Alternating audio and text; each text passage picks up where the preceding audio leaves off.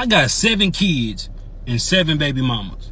Now, for the past few days, I've been going live telling my story, speaking my truth. And a lot of women having an issue calling me a deadbeat because I tell them I was being irresponsible, yet not wearing protection. But I always tell these women that I got pregnant that I do not want to be a father to these children. And I offer to pay for the abortion. Majority of times, they'll either take the abortion or they'll take a plan B. But only these 7 have kept these children. But the crazy thing about it is they want me to be responsible for some children I told them I did not want. I don't really know why you're trying to get in contact with me. I done told you I did not want them kids. So don't expect me to be responsible financially, emotional, spiritually, mentally, or physically. When I first saw this video after someone sent it to me, I had all types of mixed emotions and thoughts going through my head, to be honest. I even shared it with my wife, and she made an interesting observation. She just felt that it may have been parody, even if it was. Yet still, though, I think that there are lessons out of this video that we can learn from. But nevertheless, I want to talk about some of the things in which that he pointed out. And even if it was not real, or if it was just something that he was doing just to obtain or gather likes or views or what have you, I still believe that there are some truths that we can get out of this video and that we can walk away from.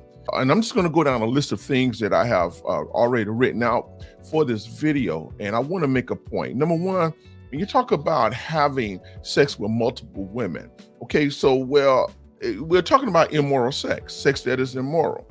One of the things that the Bible tells us that even if you are going to have sex, it said it's not good for a man not to have sexual relations with a woman. Okay, but because of the temptation to sexual immorality, each man should have his own wife and each woman her own husband. When you look at 1 Corinthians 6:10, it says that flee from sexual immorality. Every other sin a person commits is outside the body, but the sexual immoral person sins against his own body. See, the thing that we fail to realize, understand, men especially, and women, that when you have sexual relationships with multiple people that you are not in covenant with, and a covenant relationship with, what I mean by that is being married. What you're doing is that you're leaving a piece of yourself in each and every individual that you are having sex with. You're living a piece with yourself. Then when you finally find someone who you really want to marry and commit to, really what you got to consider is that what did you leave behind? What are they connecting? They're not getting the full of you until you are completely over those individuals. I'm talking about completely delivered, completely over those individuals whom you have had sexual contact with, a connection with. That's the one you need to think. So when you're doing a sin against your body, that's what you're doing. You are degrading yourself. You are leaving a little bit of yourself here. You're leaving a little bit of yourself there. In essence, when a woman do marry you, or when a woman wants to marry you, guess what? They're marrying not to complete you. They're marrying a piece of you. So that hopefully that is something that you may really want to consider. Okay, he talked about the children. Not wanting children, not wanting to be a father. Well, Psalms 127 verse 3, it says that, behold, children are a heritage from the Lord, the fruit of the womb a reward. Like arrows in the hand of a warrior are the children of one's youth. Blessed is the man who fills his quiver with them. And it's a blessing to have children. And there's nothing wrong with it. It's not a bad thing. The thing of it is that we need to consider, though, that when you do have children, it's called fatherhood. It's called being a father. And with being a father, there comes responsibilities. Okay, so Proverbs 15:20 says that a wise son makes a glad father, but a foolish man despises his mother. So why did I choose this particular scripture? See, one of the things that I've come to realize when I looked at this, whether or not this is true or not, but even if a man is saying what he is saying, okay, when it says about being a wise son makes a good father, it is obviously that he did not have a good role model. What I've seen here, when I look at this young man, I see a man who is broken. I think it's the word that we should use here. He's a man that is definitely broken. And then when you have a broken man, I used to tell my daughters, listen, if you are interested in a man, check out his relationship with his mother. If he doesn't have a good relationship with his mother, it's impossible for him to have a good relationship with you. But if he has a great relationship with his mother, I'm not talking about, whereas a mother would treat her son as if he is her husband. I'm not talking about that, but I'm talking about a son who has a great relationship where he cares about his mother. He is respectful to his mother. Then it's a possibility that he will be or can be that way with you. All right. So if he is a good son, if he had a good relationship, if he had a good mentor, if he had someone who he can pattern himself after, then therefore he in turn will turn out to be a glad father or a good father. Okay.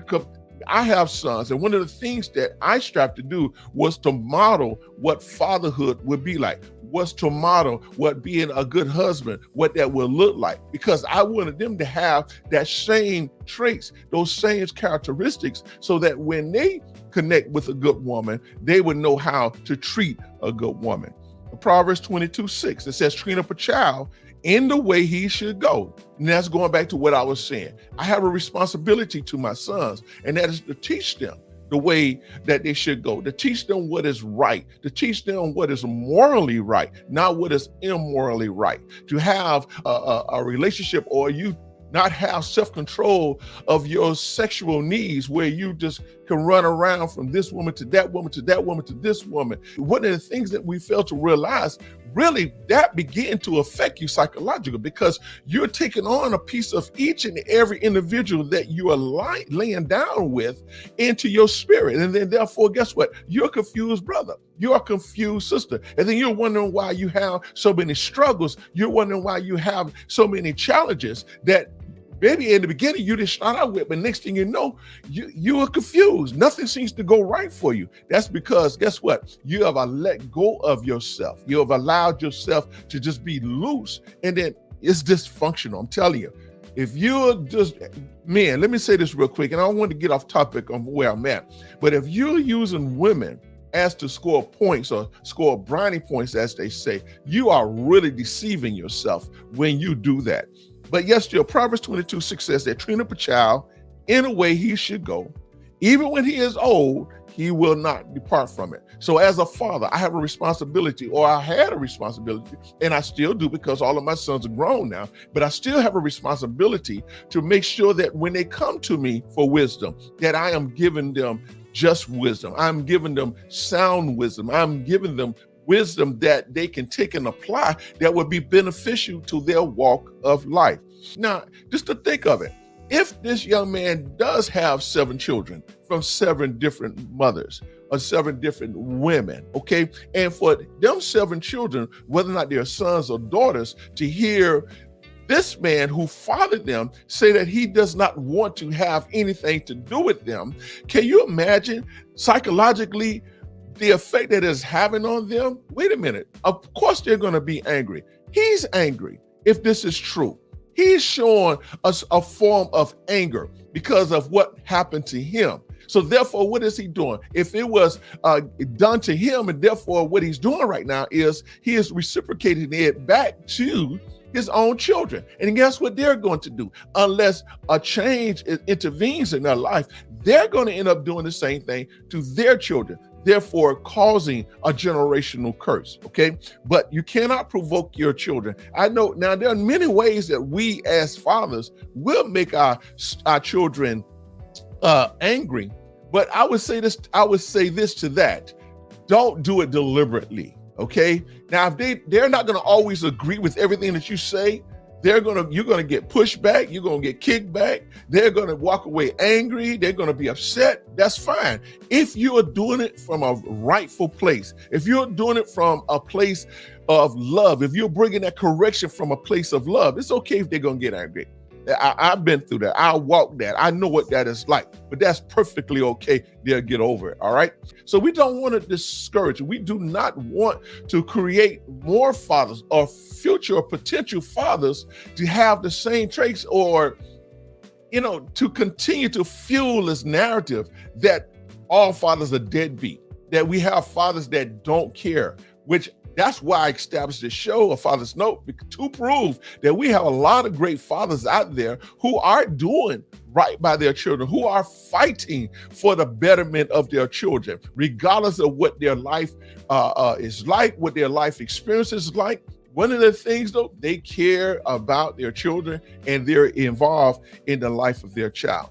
He mentioned about telling the women, hey, listen, I don't want to be a dad, so don't get pregnant. And he talks about how that some of them would take plan B, or they would go and they would have an abortion and he would pay for the abortion.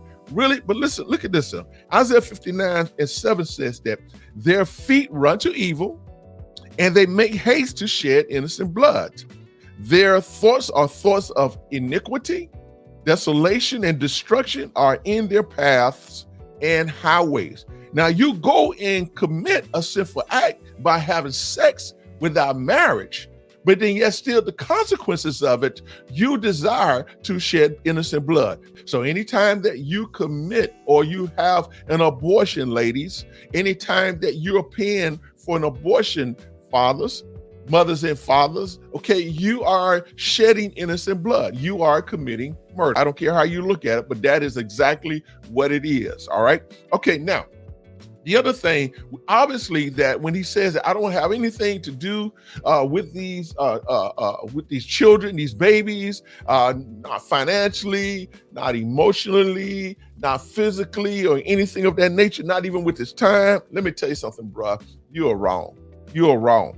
So we got an issue with fathers not being involved. And now let me go on the record and say this here, is that I don't believe that, and I'm not going to accuse all fathers for not being in the homes of their children, because we have some women out there who are very conniving. Let me just keep it real with you, okay? It says that there's a new and exaggerated self-centeredness, callousness, or pronounced cautiousness. So in essence, this guy here, or you have fathers or mothers who become self-centered. In essence, they only care about themselves. They're very callous with their decisions concerning their children, and they're very cautious about how they maneuver through life when it comes down to children, just as this brother had expressed, okay? All right, he says that missing parents, they will push you away passively or aggressively. Now, this brother, he seemed to come off aggressively, and now he may have been releasing this rant against the women that he have slept with and have conceived babies, but he's also though releasing this against the children, his children. This is a hurt brother, and let me tell you something, he is not the only one, nor is he by himself. It says fatherless children have more difficulties with social adjustment and are more likely to report problems with friendships and manifest behaviors. Many develop a swaggering, intimidating persona in an attempt to disguise their underlying fears, resentments, anxieties, and unhappiness. Sons who grew up feeling rejected by their dad fear abandonment and struggle with trust, commitment, and intimacy. So it's almost like it's a dual effect here when you listen to what he's saying. So it's obviously that it was what happened to him. He is displaying his pain. He is displaying his hurt, okay? So I'm gonna make this other point, ladies, because guess what? The way I look at it with what he was saying, you enabled this. Because I used to tell my daughters all the time, listen, a man can only go as far as you allow him. A man can only go as far as a woman let him. Anything beyond that, it will be considered rape.